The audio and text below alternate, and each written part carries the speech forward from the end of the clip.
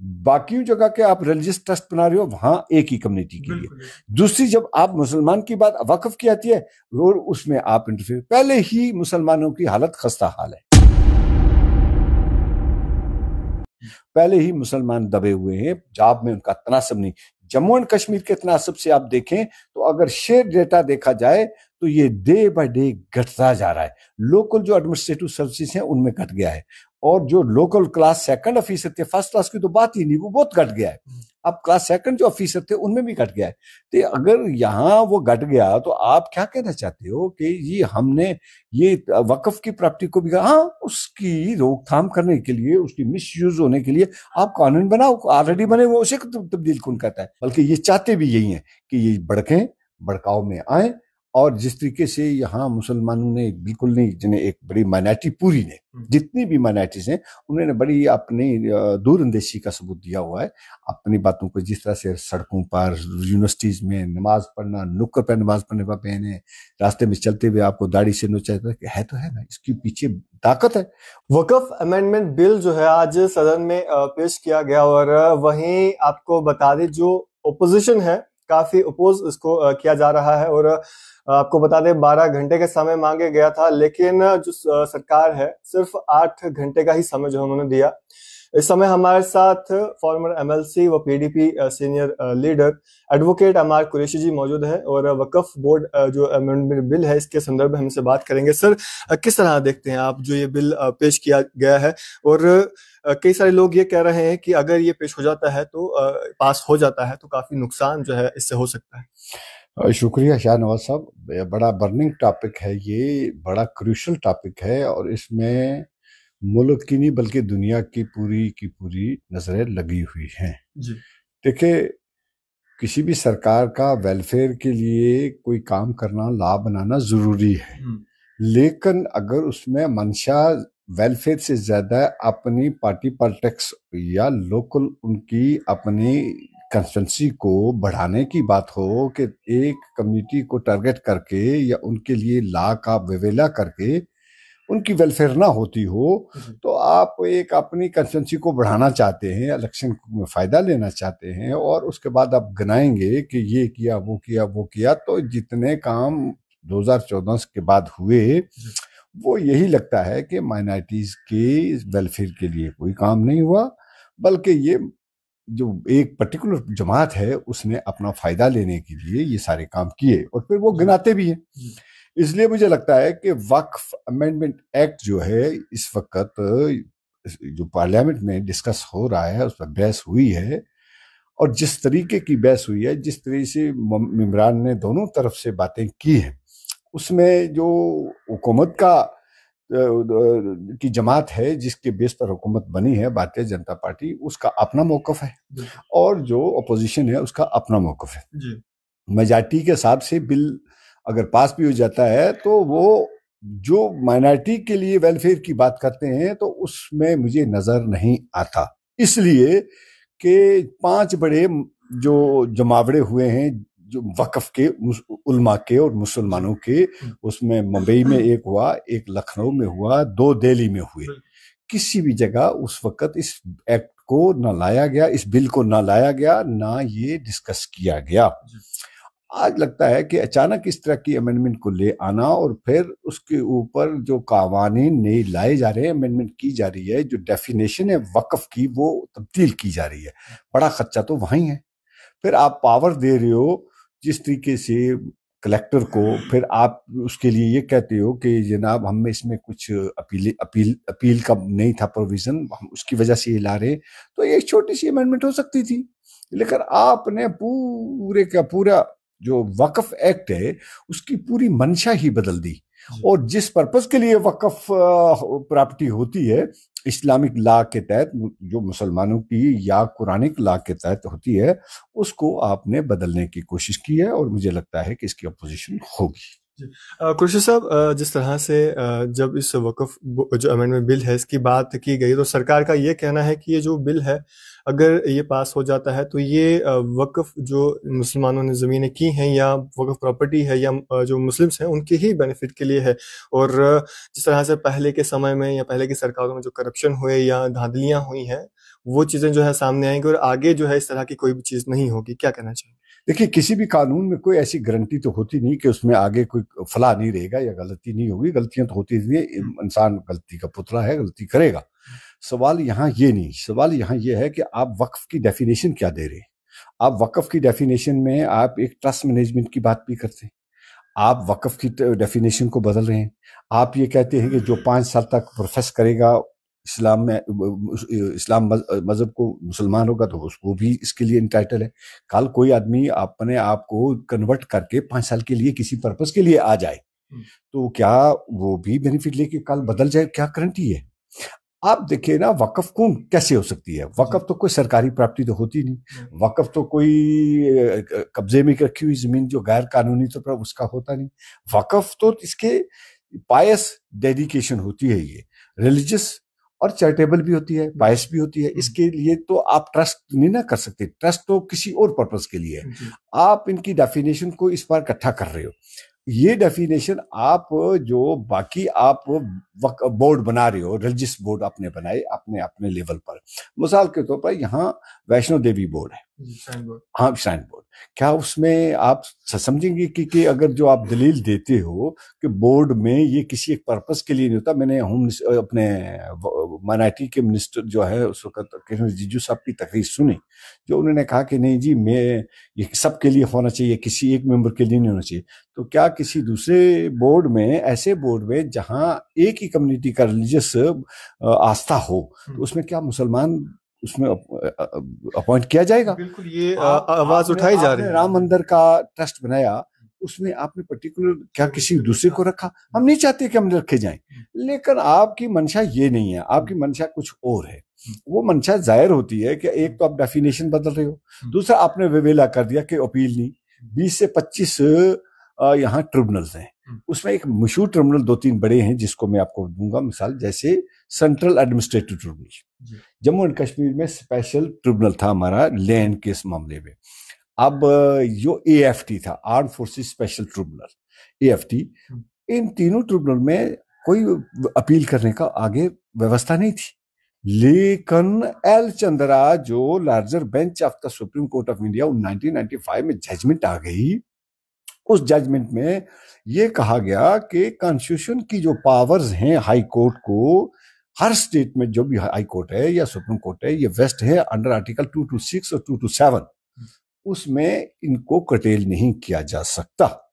अब पहले कोई भी ट्रिब्यूनल का फैसला, जैसे AFT का है, स्पेशल ट्रिब्यूनल का है, या हमारा ये जो सेंट्रल एडमिनिस्ट्रेटिव ट्रिब्यूनल है, इस तरह से मॉनेटरी जो ट्रिब्यूनल्स हैं, दूसरे ट्रेड के ट्रिब्यूनल्स हैं, जो भी ट्रिब्यूनल है, उनकी रिट्स जो है वो चैलेंज होता है, कॉल्ड इनटू क्वेश्चन होता है, और वो 227, 226 में यहाँ रिट होती है डिवीजन बेंच के साथ। तो शायद मुझे लगता है कि मुल्क के प्राइम मिनिस्टर और होम मिनिस्टर साहब या दीगर को इसके लिए अप्राइज नहीं किया गया। अगर यहाँ ये व्यवस्था है तो उसी तरह तो वक्फ ट्रिब्यूनल में भी अपील है। अब अगर आप पुराने वक्फ एक्ट को देखें तो उसकी सेक्शन शायद 85 है, सब क्लास 3 है या 4 है, उसमें तो डेफिनेटली अपील है। उसमें कहा गया है कि भाई अगर कोई वक्फ बोर्ड से अग्रीव्ड है, चाहे वक्फ बोर्ड अग्रीव्ड है, चाहे कोई पर्सन अग्रीव्ड है, तो वो ट्रिब्यूनल में जाएगा। और ट्रिब्यूनल से अगर अग्रीव्ड है, चाहे ट्रिब्यूनल खुद अग्रीव्ड है या कोई और दिगर वक्फ वाले अग्रीव्ड है, तो वो हाई कोर्ट में आ सकते हैं, उसमें लिखा हुआ है। तो ये मुझे लगता है कि एक किस्म की एक प्रोपेगेंडा है, और इसके लिए दिखे नॉर्थ, ईस्ट, साउथ, वेस्ट के सब जो इंडिया का पार्ट है पूरा का पूरा, जहां भी मुस्लिम आबादी है, वो उन्होंने ये कहा कि इसके लिए इस तरीके से अमेंडमेंट नहीं होनी चाहिए थी। हम अमेंडमेंट के खिलाफ नहीं, हम प्रोग्रेसिव लॉ चाहते हैं, हम चाहते हैं वेलफेयर के लिए। जब आप उनकी रेवेन्यू, उनकी जो इनकम है, उनको कटा के कम करके आप कर रहे हो 7% से 5%, बढ़ा नहीं रहे हो, तो आप ये किस किस्म की वेलफेयर कहना चाहते हो? कोई कौन सा मैकेनिज्म आप देना चाहते हो? ये लगता है कि आपकी वेलफेयर के लिए कोई इंटेंशन नहीं, बल्कि किसी न किसी तरीके से जमीन को अत्याना है और उसको वक्फ बाय यूजर के तहत, और फिर आप कोई ट्रस्ट बना के किसी भी कोई भी महकमे का आदमी जब हो, या महकमे का कोई डिपार्टमेंट कोई प्रॉपर्टी में आ गया, तो उसको वहां से इविक्ट करना मुश्किल हो जाएगा। और इससे लगता यह है कि इनकम बढ़ने का कोई सवाल नहीं, बल्कि जमीन के जाने के ज्यादा खदशात बढ़ते हैं।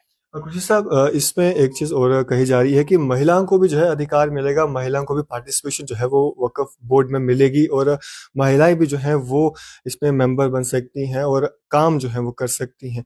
तो अगर ये बिल पास हो जाता है तो, और वहीं इस्लाम के मुताबिक जो है महिलाएं जो है ना मज़ार पर जा सकती हैं, ना कब्रिस्तान पर जा सकती हैं, ना ही मस्जिदों में जा सकती हैं। क्या कहना चाहेंगे जो दलीलें दी जाती हैं? देखिए देखिए, उसके लिए, महिला के लिए आज की इस 21वीं सदी में ये बात करना, मुझे नहीं लगता कि कोई मुसलमान जो अकल रखता है, कानून जानता है, और जो आज के दौर में है वाकफ। हमारी जो बच्चियां हैं, हमारी बहनें जो हैं, वो पायलट बन के जा रही हैं। देखिए, ये छोड़े इस बात को, अगर आईएएस बन रही हैं, आईपीएस बन रही है, जॉब कर रही हैं, जजेस हैं, एडवोकेट हैं, डॉक्टर हैं, तो क्यों नहीं इसमें आ सकती? ये उसके लिए हमें कोई इतराज नहीं। आप इस तरह की अमेंडमेंट करें, प्रोग्रेसिव अमेंडमेंट होनी चाहिए। बल्कि आप जब इसकी डेफिनेशन बदल रहे हैं, उसमें खर्चा पड़ रहा है। वक्फ जो देखो ना, वक्फ को आप समझ रहे हो, जो प्रोपेगेंडा हो रहा है मुल्क के अंदर, वो ये हो रहा है कि जी हमने इनको एक पाकिस्तान बना दिया था। उसके साथ जुड़ने का क्या फन है आज? देखिए, हम ज़कात देते हैं अगर 2.5%, तो वो ज़कात कल कहेंगे नहीं जी आप वो ज़कात की भी ना दे दो भाई, वो तो हम अपने घर का खर्चा काट के हर साल की ज़कात निकाल के देते हैं 2.5% के हिसाब से गरीब गुरबा को। हाँ, आप उसकी रेगुलेशन के लिए, जो वक्फ की रेगुलेशन करने के लिए पहले कानून बना हुआ है, उसमें आप तरमीम कर सकते थे, ये तरमीम। लेकिन आपने ऑल टुगेदर उसकी डेफिनेशन बदल दी, उसकी डेफिनेशन बदल के लोगों के अंदर शकूक पैदा कर दिए। आज अगर आप वक्फ की जो डेफिनेशन थी, जो पर्पस था, एम्स था, ऑब्जेक्ट है, वो आप हटा रहे हैं, और आप उसके लिए एक कम्युनिटी को टारगेट करके, एक कम्युनिटी को उसके खिलाफ खड़ा करके आप ये कहते हो हम जी वेलफेयर की बात करते। एक भी पॉइंट गवर्नमेंट की तरफ से जो आया वो वेलफेयर के लिए नहीं लगता। आप जितना ववेला करते हैं, जितनी बात कहते हैं, वो लगती नहीं। आप अमेंडमेंट करते हैं, इससे पहले भी अमेंडमेंट हुई है। देखिए, ये कॉन्स्टिट्यूशन के अंदर हमारा जुमरे में आता है। आप कॉन्स्टिट्यूशन को अगर पार्ट 3 को भी पढ़ेंगे, तो अगर आप 26 आर्टिकल 26 से लेकर 31 तक के 30 तक जाएंगे, आपको ये माइनॉरिटी अफेयर्स की मैनेजमेंट की बात होगी। आप एक अकेली माइनॉरिटी तो ये नहीं ना, आप इसमें ये कह दिया न्यू अमेंडमेंट में कि आप ये ट्राइबल इलाके में इसको लागू, वक्फ क्रिएट ही नहीं होने देंगे। सपोज एक मुस्लिम ट्राइबल है और ट्राइबल इलाके में रहता है, आप इसके बाद तो आज अगर ये एक्ट बन गया, कानून लागू हो गई, तो वो तो वक्फ कर नहीं पाएगा, वो जमीन तो उसकी चली जाएगी इसी तरह से। और आप क्या कहना चाहते हो कि अगर वो वक्फ क्रिएट नहीं करेगा तो उसका पर्पस क्या साफ होगा? आप तो इसकी रोक लगाना चाहते हो ना। आपको ये लगता है कि आप ट्राइबल इलाके का बहाना लगा के, कोई ट्राइबल अगर मुस्लिम है तो आप ये कहते हो नहीं जी उसमें ये लागू नहीं होगा, अब क्रिएट ही नहीं होगा, तो उसकी रजिस्ट्रेशन करनी है डिप्टी कमिश्नर ने, या और वहां रजिस्टर कैसे होगा? फिर वो अगर वहां क्रिएट ही नहीं कर सकता कानून के तहत, तो फिर आपकी ये दो बातें लग रही है। एक तरफ आप वेलफेयर की बात करते हो, एक तरफ आप पूरे के पूरे ट्राइबल इलाका या ट्राइबल कम्युनिटी में कहते हो नहीं, क्रिएट ही नहीं हो सकता। अरे भाई, ये कहाँ का इंसाफ है कि आप इस तरह से मजहब पर भी, इस तरह से आप एक पायस पर्पस को भी रोक लगा के क्या करना चाहते हैं? भाई, ट्रस्ट है, ट्रस्ट से कौन रोकता है? जो मुसलमान ट्रस्ट में जाना चाहता है वो जाए, जो जाता भी है, ट्रस्ट क्रिएट भी है, एजुकेशन के ट्रस्ट हैं, हेल्थ के हैं, वेलफेयर के लिए, तामीर और तरक्की के लिए। लेकिन वक्फ तो पायस है, चैरिटेबल भी है, पायस है और रिलीजियस है। और जो ट्रस्ट है वो हर पर्पस के लिए हो सकता है, लेकिन उसमें वक्फ तो सिर्फ इन 3 पर्पस के लिए है। तो आप ये कह के आप ये कहना चाहते हो कि ट्राइबल इलाके में नहीं करेंगे, फिर तो कल आप ये कहेंगे इस स्टेट में नहीं करेंगे, उस स्टेट में नहीं करेंगे। तो पर्पस ये लगता है कि इस प्रॉपर्टी को या इस वक्फ की जो जायदादें हैं वो मुसलमानों का एहसासा है, मुसलमान का एहसासा नहीं, वो इस मुल्क का एहसासा है। इस मुल्क के बाशिंदा है मुसलमान, तो उनकी अपनी जायदादें हैं। देखो, जो अपने प्रॉपर्टी किसी की होगी तो वो उसके लिए वक्फ करना चाहे वो वक्फ औलाद रखे या वक्फ बाय यूज रखे या वक्फ खानका के तौर पर माने। लेकिन मुझे समझ नहीं आती। ग्रेव यार्ड्स हैं, कल आप कहोगे कि क्या गारंटी है कि नहीं जी ग्रेव यार्ड पर भी आप जाना, जिस तरह से उस वक्त के ये फरहून करते थे या अलाकू खान के वक्त में ये पावर होती थी जो दफन भी करना है किसी को तो उसमें टैक्स लगता था।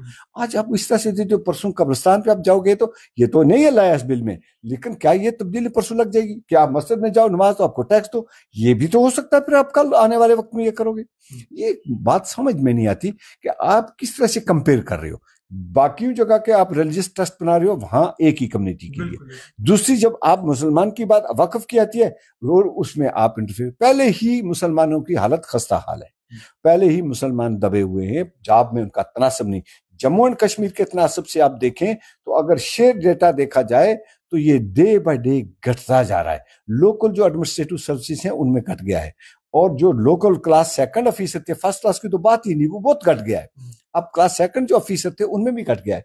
तो अगर यहाँ वो घट गया तो आप क्या कहना चाहते हो कि ये हमने ये वक्फ की प्रॉपर्टी को भी, हाँ उसकी रोकथाम करने के लिए, उसकी मिसयूज होने के लिए आप कानून बनाओ, ऑलरेडी बने वो उसे तब्दील कौन करता है। तो लेकिन बजाय उधर जाने के आपने एक डेफिनेशन बदल दी, दूसरा आपकी मंशा इनकी तामीर की नहीं, क्योंकि उस एक्ट को पढ़कर ही पता चल जाता है कि ये वक्फ जो है इस डेफिनेशन के तहत आप जो कहते हो 5 साल तक प्रोफेस किया तो वो भी ले सकता है, फिर आप कहते हो एक पर्टिकुलर इलाके में नहीं हो सकता, फिर आप ये कहते हो कि जी एक पर्टिकुलर कम्युनिटी में नहीं हो सकता। तो ये क्या बातें हैं, ये तो डिवीजन करने की बात है।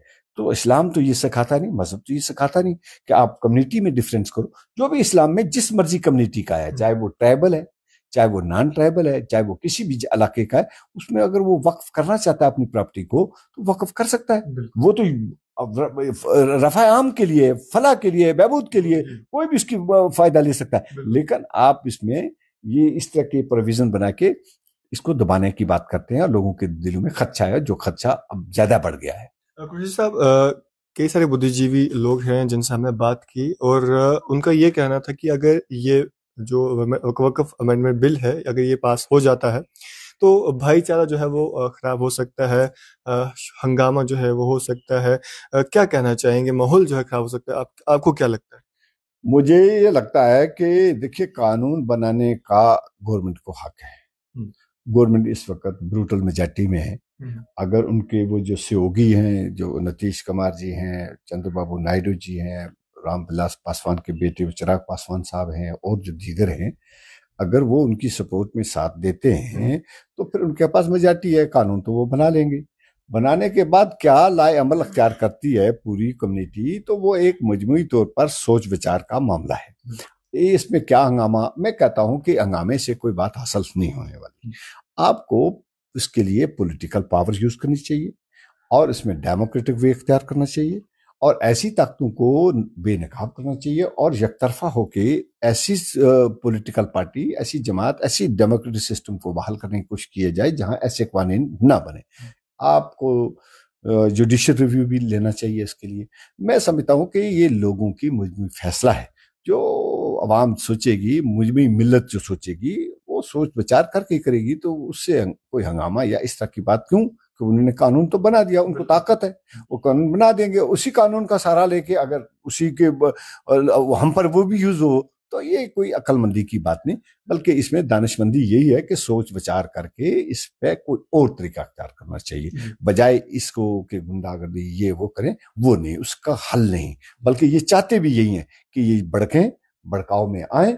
और जिस तरीके से यहाँ मुसलमानों ने बिल्कुल नहीं, जिन्हें एक बड़ी माइनॉरिटी पूरी ने, जितनी भी माइनॉरिटीज हैं उन्होंने बड़ी अपनी दूरअंदेशी का सबूत दिया हुआ है अपनी बातों को। जिस तरह से सड़कों पर, यूनिवर्सिटीज में नमाज पढ़ना, नुक्कड़ पर नमाज पढ़ने का पहने, रास्ते में चलते हुए आपको दाढ़ी से नोचा है तो है ना, इसके पीछे ताकत है, वो ताकत कहती है वो उस बातों को।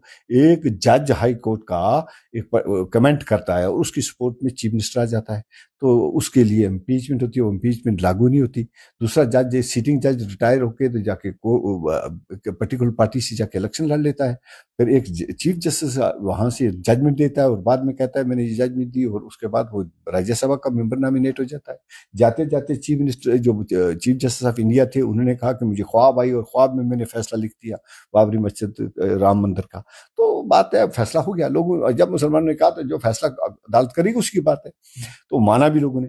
अब थोड़ा सा मुझे लगता है कि यहाँ लोगों के अंदर जागृति आ रही है, लोग महसूस कर रहे हैं, एक एक करके हालात जो हैं वो हाथ से निकल रहे हैं, खराब हो रहे हैं। हम सेकुलर कंट्री में रहते हैं, हम हिंदुस्तान की जमहूरियत पर यकीन रखते हैं, हम मुजमुई हिंदुस्तान के पूरे माशरे पर यकीन करते हैं कि हमें मरना जीना बैठना उठना यही है, हमें डेमोक्रेटिक वे से अपने राइट्स मनवाने चाहिए। चलिए कुरैशी साहब, बहुत बहुत शुक्रिया हमारे साथ बातचीत करने थैंक यू, के शुक्रिया, लिए। शुक्रिया। तो ये थे हमारे साथ फॉर्मर एमएलसी व पीडीपी सीनियर लीडर एडवोकेट अमर कुरैशी जी हमारे साथ बातचीत कर रहे थे। आप लोग इस पे अपनी क्या राय रखते हैं, अपनी राय अपने विचार सुझाव कमेंट्स बॉक्स में जरूर दीजिएगा और इस तरह के अपडेट्स के लिए जुड़े रहें और देखते रहे नेशन न्यूज। शुक्रिया।